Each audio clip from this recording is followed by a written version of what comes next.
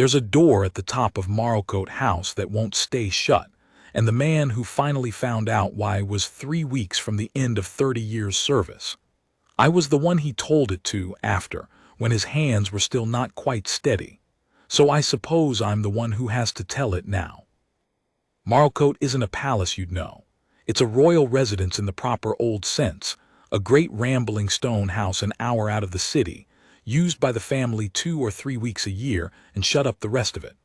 Off-season it runs on a skeleton crew, a housekeeper, a handful of ground staff, and one guard on the night watch, walking the empty corridors from dusk till dawn, because tradition says the house is never left unwatched even when there's no one in it to watch over. That winter the house was shut for repairs as well as season, scaffolding up one whole wing, dust sheets over everything like a house full of ghosts that hadn't quite arrived. The family weren't due for months, and the man walking those dark corridors alone, night after night, was Sergeant Walter Brandt. I knew Walter the way you know a man you've worked alongside for years without ever quite getting inside. I was the night driver.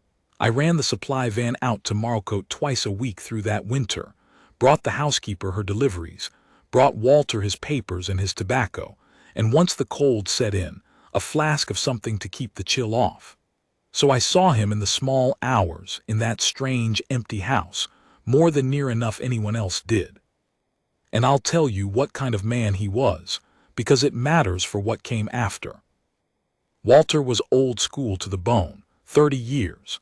He'd stood every post worth standing, done every ceremonial duty, and now, winding down toward his pension, he'd asked for the quiet watches, the night work, the empty houses. Some men would find that lonely. Walter loved it. A house tells you things at night, he said to me once, that it'd never say with a crowd in it. He was a noticer of small things, the way the best of the old ones are. A draft that shouldn't be there. A floorboard that creaked on a Tuesday and not a Wednesday. He knew Marlcote the way you know your own body, every ache of it, every quirk. And the quirk that winter was the attic door. He mentioned it to me first in a grumbling, offhand way, the way you'd mention a dripping tap. Top of the house, the old servants' floor under the eaves, long disused.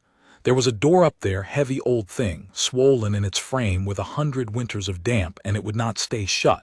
He'd close it on his rounds, latch it, and by the next round, an hour later, it'd be standing open again. Sometimes a few inches, sometimes wide. Draft, he said the first time. Scaffoldings let the weather in somewhere. House breathes funny when it's all opened up like this. And he latched it again and thought no more of it. Except it kept on, night after night.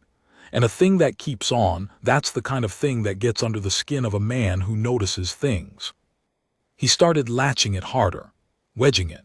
One night he jammed a folded bit of card under it, the way you'd stop a door rattling, and came back an hour later to find the card on the floor 3 feet away and the door wide open to the dark. That was the night his voice changed about it.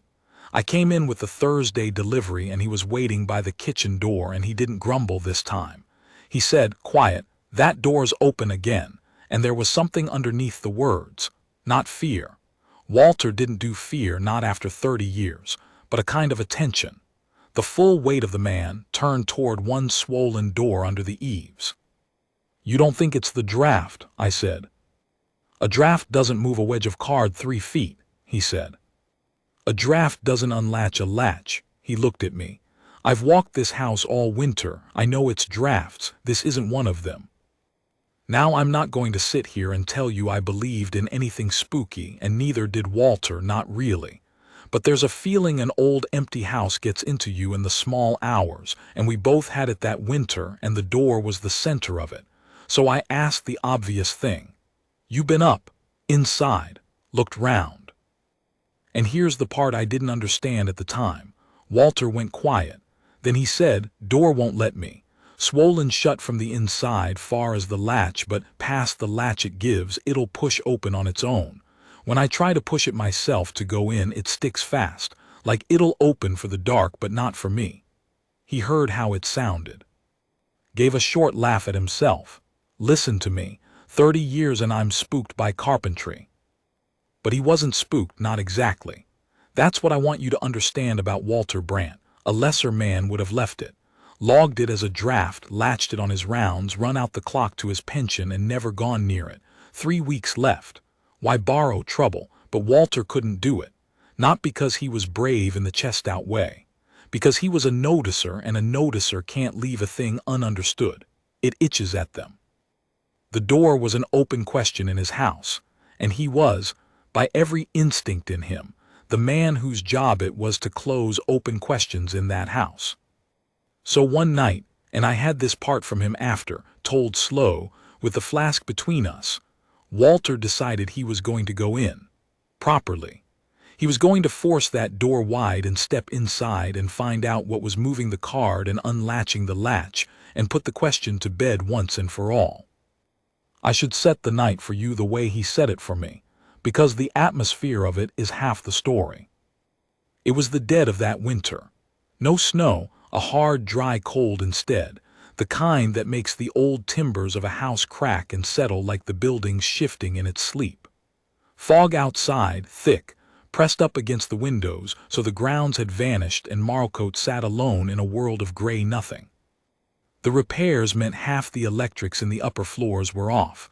Walter did the high rounds by torch. The housekeeper had gone to her sister's for the week. There was, that night, not one other living soul in the whole great house, just Walter and his torch and the door. He climbed to the top floor near 2 in the morning. The servants' corridor under the eaves is a low, mean little passage, the grand house's hidden spine, where the people who ran it once lived crammed under the slope of the roof. Bare boards, doors to old box rooms standing open empty, and at the end the door, shut. He'd latched it on his last round. He stood his torch on it and the beam showed it shut fast. He walked down the passage. And he told me, and this is the bit where his hands went unsteady in the telling, that as he got near he heard it, faint, past the door, a sound. He thought the first half-second it was the wind in the scaffolding. Then he thought it was a bird got in under the roof, a pigeon maybe, trapped and fluttering. But it wasn't either. It was too, and here Walter struggled, this plain hard old soldier struggled for the word, it was too small. Too soft and too broken and too deliberate. It rose and fell. It caught and hitched. It was, he said, the sound of something crying. He stood in that low, cold passage with his torch on the door, and his 30 years of training telling him one thing and his ears telling him another, and the dry timbers cracking around him, and the fog pressed gray against the little window at his back, and past that swollen door under the eaves, in a room that had been empty and locked all winter, something was crying.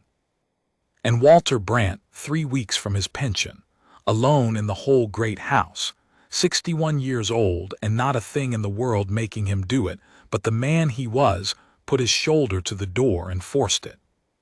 That's where I have to leave it for tonight, the way he left me hanging when he told it, the old devil, reaching for the flask just at the worst moment.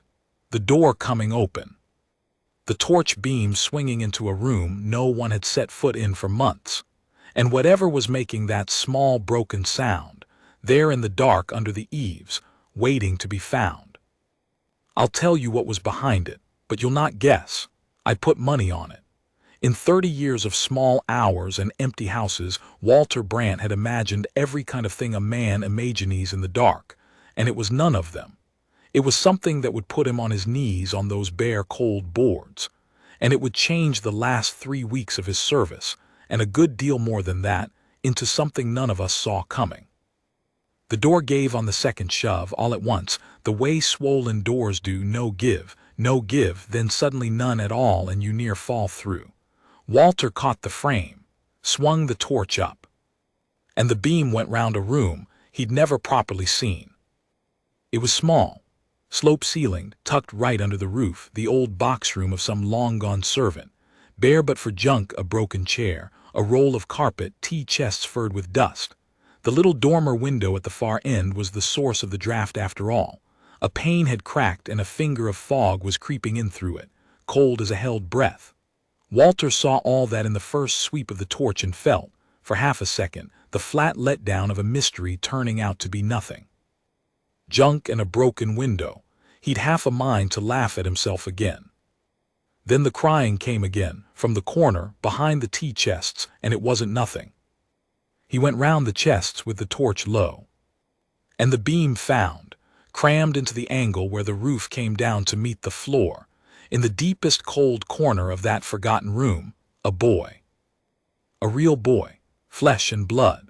Perhaps 8 years old, perhaps 9, thin as a lath, in clothes too light for the cold and too dirty for any house like Marlcote. He had his knees drawn up to his chest, and his arms locked round them and his face pressed down, and he was shaking partly the cold. Walter understood at once, mostly the fear, and he was making that small broken sound that had carried all the way down the passage and put a 61-year-old soldier's shoulder to a door. When the torchlight hit him, the boy's head came up. And the look on his face, Walter said he'd seen that look maybe twice before in 30 years, on grown men in bad places, and never once on a child. The look of something cornered that has decided it's going to be hurt, and is only waiting to find out how badly. Now, you have to understand what Walter Brandt was in that moment to that boy. A huge dark shape behind a blinding light. A uniform. A figure of absolute authority in a house the boy had no right to be in.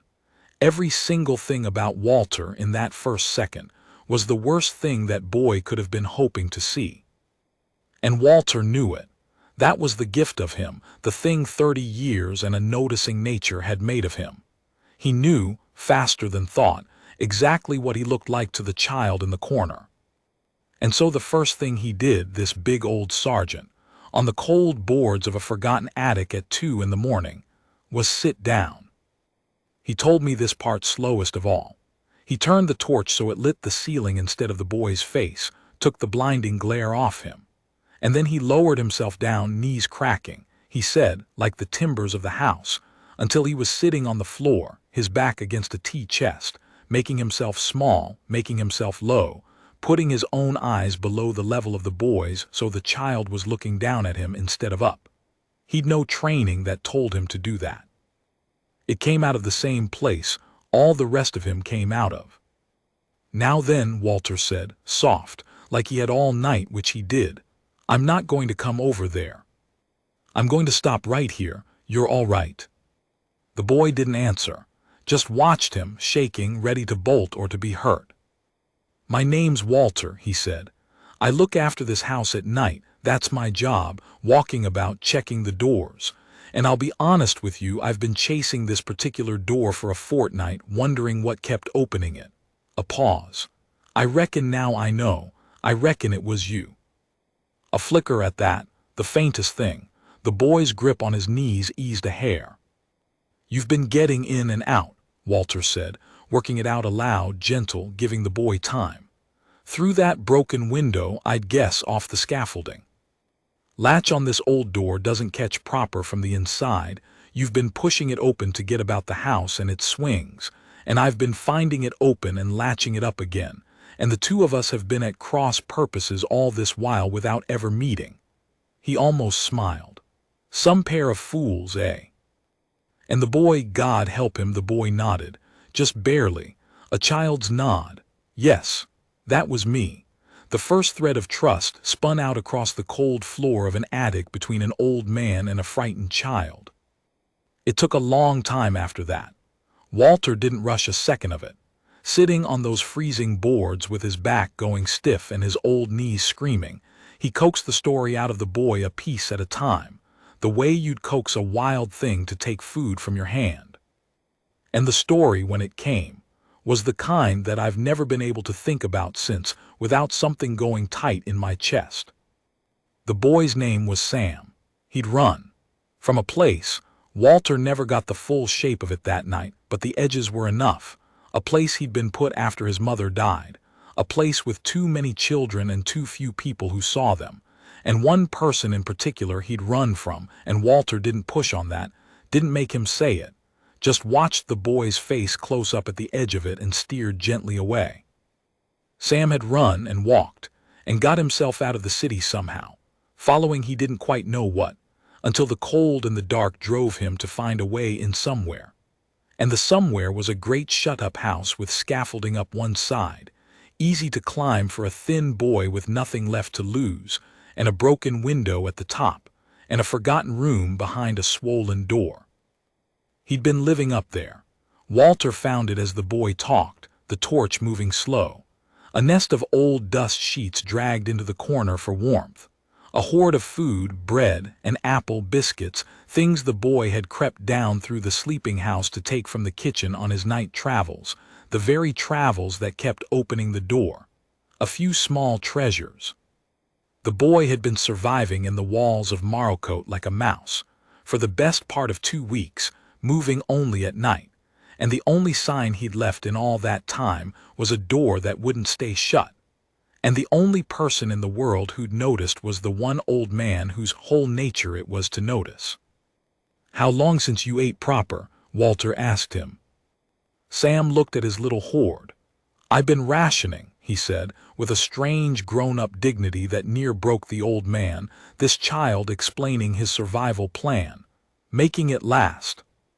"You don't need to ration anymore," Walter said. "There's a whole kitchen down there and I've got a key to it." And then, because he was who he was, he added, "But I'll tell you straight, Sam, I can't leave you up here, you know that. A boy can't live in a wall. It's cold enough up here to do you real harm, and you're half-starved as it is, and what happens when the house fills up come spring? No, this stops tonight. Tonight you come down out of the cold." And the cornered look came back, full force, and the boy pressed into the angle of the roof, and said the thing he'd plainly been dreading since the torchlight first found him. "You'll send me back." There it was, the whole of it in 3 words. And here is the moment the story turns. Because everything Walter Brandt was 30 years of rules, of procedure, of the proper channels, of you log it and you report it, and you hand it up the chain, and you do not ever take a matter into your own hands. All of that was pulling him one way. There were procedures for a found child, phone calls to make, authorities to wake. A boy who'd absconded from care gets returned. That's the machinery, that's the rule, and Walter had spent his whole life being the man who upheld the rule no matter what it cost him. And sitting on the floor in front of him was a child who'd rather freeze to death in an attic than be handed back to the machinery. I asked Walter after what went through him in that moment, and he was quiet a long while. Then he said, "I thought about the door, how it kept opening. All winter I thought the house was trying to tell me something was wrong with it, a draft, a fault. And I had it backwards. The house wasn't telling me something was wrong. It was telling me something needed finding. Every night opening that door like it was saying, look up here. There's a child in the cold and nobody's looking." He shook his head. "I'm not a fanciful man, but I'll go to my grave believing that house put that boy in front of me on purpose, and I'll be damned if I was going to find him just to hand him straight back to the thing he ran from." But Walter wasn't a man who broke rules cheap either. He'd never broken one in 30 years. He knew that whatever he did next, "You're not going back tonight, and that's a promise," was the easy part, and that keeping a boy safe and right, properly, lastingly, not just smuggled and hidden but actually safe, was going to mean something much harder than letting him live in a wall. It was going to mean Walter putting himself square in the middle of it, vouching, fighting, spending whatever was left of his name and his standing after 30 years to make sure this one particular child didn't disappear back into a place that had failed him. So he made the boy a promise, there on the cold boards, and it was a careful one, because Walter never made a promise he didn't mean to keep. "I can't promise you'll never have to face any of it," he said. "I won't lie to you, and I'll not have a start on a lie, but I'll promise you this, and you can hold me to it till I'm dead. You are not going back to anywhere that hurt you, not while I've breath. Whatever it takes, whoever I have to stand in front of, however much noise I have to make, I'll make it. You've been on your own in the cold long enough. You're not on your own anymore. Now," and he held out one big steady hand, palm up, across the freezing floor, "come down out of the dark, son. Let's get you warm." And Sam looked at the hand a long, long moment. And then he took it. That's where I'll pause, with the two of them coming down the dark stairs of that sleeping house, the old man going first and slow so the boy could see he wasn't being marched anywhere, into the warm, bright kitchen where there was a key and a whole pantry and a kettle. It should be the happy ending, shouldn't it? Found and warm and safe. But a promise like the one Walter made on that attic floor, that's not an ending. That's a debt. And the paying of it over the weeks that came after would cost the old man more than he had, and ask him to break the one rule he'd never broken in 30 years of service, and bring the whole quiet matter into a light none of us wanted. I'll tell you how he paid it. Pour yourself something first. It's the part I'm proudest to have watched. The easy part was the kitchen.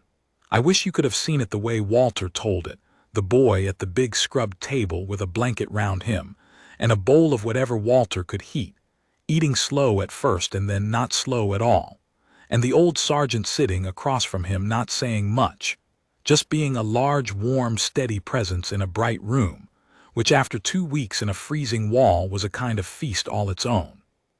The hard part started at dawn, because dawn meant the world waking up, and the world has rules about a found child, and Walter Brandt had spent 30 years as the rule's most faithful servant, and now he had to decide exactly how far he was willing to break with them.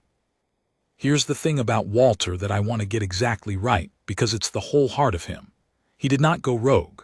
A weaker telling of this story would have the old guard hide the boy, keep him secret, raise him in the attic like something out of a tale. Walter would have said that was just a different way of failing the child, swapping one wall for another. No, what Walter did was harder and braver and a great deal less comfortable than that. He picked up the phone. He did it properly. He reported a found child by the book to the people whose job it is. He didn't hide Sam for a single hour past the dawn. And here's where 30 years of perfect obedience cracked clean across for the first and only time. He did not then step back and let the machinery take over the way the machinery expected. He inserted himself. He made himself a night guard with no standing in the matter whatsoever, impossible to get rid of. When the people came, he was there. When they said the words that meant the boy goes back into the system that he ran from, Walter, who had never in 3 decades raised his voice to a superior or questioned an order, planted himself in the middle of that bright kitchen and said, very quietly, that the boy was not going back to the specific place he'd run from, and that he, Walter Brandt, would be making sure of it. And would they like to know precisely why the boy had run? Because the boy had told him. And Walter had written every word of it down at 4 o'clock that morning, and he intended for the right people to read it. That last part mattered more than all the rest, because Walter had done the one thing his whole life had trained him to do, even while breaking the rule about minding his own post. He'd noticed, and he'd recorded, carefully, soberly, a 61-year-old man at a kitchen table at 4 in the morning, writing down in his plain square hand exactly what a frightened child had told him, names and all, so that it couldn't be waved away as the fancy of a tired old guard. He turned the thing he was best at noticing, witnessing, standing watch, onto the boy himself. He became, in the truest sense of the old word, Sam's guard. It cost him. I'll not pretend it didn't. There's a way these things go for a man who steps out of his lane, and they went that way for Walter.